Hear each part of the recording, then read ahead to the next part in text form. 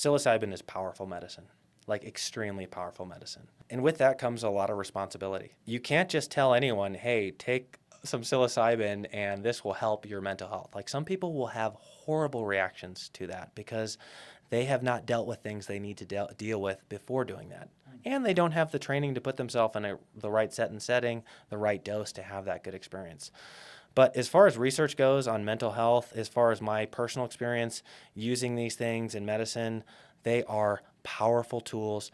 They're incredibly beneficial for getting people to change their behaviors, improve their lifestyle.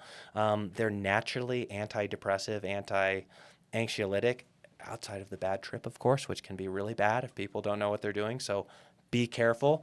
In other news, because of GMOs, monocropping, and soil depletion, Americans are not getting enough nutrients. That's why in 2018, I founded B Micro, the first freeze-dried microgreens company in the US to help Americans get more natural nutrition in their diets. Microgreens are a phase in the plant's life when they're just 14 days old and naturally the most concentrated in vitamins, minerals, and unique antioxidants. Our microgreens are all grown here in the US and certified USDA organic and regenerative organic. We grow, wash, and freeze-dry them to extend their shelf life from 1 week fresh to over 1 year, allowing us to ship anywhere in the US without the worry of spoilage. We have 2 flavors, broccoli, backed by over 2,000 studies on sulforaphane for its powerful detox benefits, and a blend of broccoli, radish, and red cabbage, our most powerful detox formula that we've tested, giving you the most bang for your buck. Easily sneak these into any meal, eggs, pizza, pasta, or even your kids' mac and cheese. We have whole leaf, powder, and capsule options, so you can choose the way that works best for you. Use code PLANT15 to save at bmicro.farm. But one really interesting survey study that I always cite because it's fascinating to me. They did this gigantic survey project and they looked at who had done what types of drugs, and we're talking street drugs, and the rates of violent crime. And so every major class of street drugs, stimulants, cocaine and meth, tobacco, alcohol, all these different classes, using them one time in your life was associated with an increased rate of violent crime.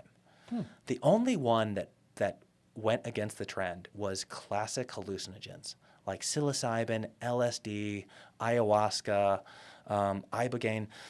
Having used those substances one time in your life was statistically significantly correlated with a decreased rate of violent crime. Nice. Well, I've done all of those. Nuts.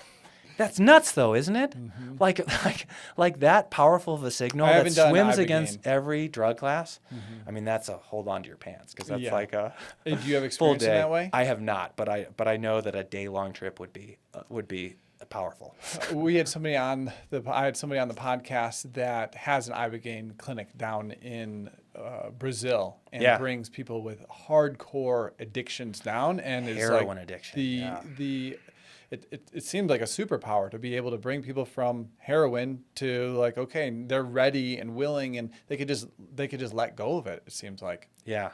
And getting into the spiritual thing too, like if you want to have a profound spiritual experience, like those classic hallucinogens can facilitate that tremendously with the right people in the right setting at the right dose. Mm-hmm. And for me, they help me feel closer to God. Especially when I was early in my spiritual kind of journey. I'm like, oh, now I have more clarity into who I am, what this reality is, and how can I connect to God. Yeah, I totally agree. And so I think that we are going to see increasing use of those in general medicine because they work so well. I think because of they're now more available, we're going to see some more bad trips and some more things like that. But I think as people start to understand these things better and respect the power that they have, I think they will find a great place in society. And I think we do need them now. How do you think the church thinks of psychedelics?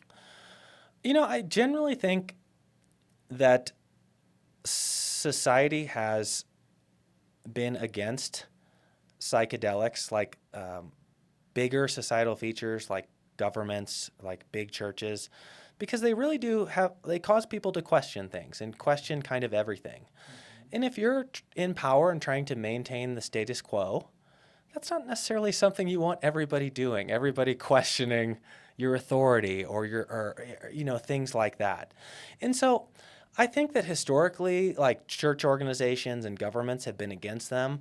But I think now we're dealing with such profound epidemic levels of mental health that I think they are going to come around and start embracing those tools that we know work. And so as it transitions from like, this is a drug that people abuse to like, no, this is a medicine that helps people, I think that churches and governments will increasingly get behind it.